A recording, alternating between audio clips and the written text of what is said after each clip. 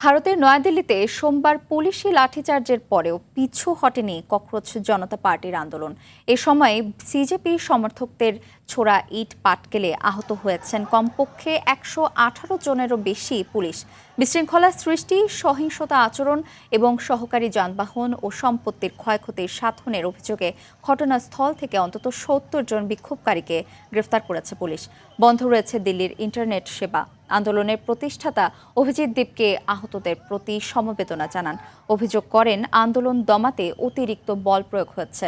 এদিকে আন্দোলনের মুখপাত্র জানান ২৪তম দিনের মতো আমরণ অনশন চালিয়ে যাচ্ছেন সমাজকর্মী সোনম ওয়াংচুক।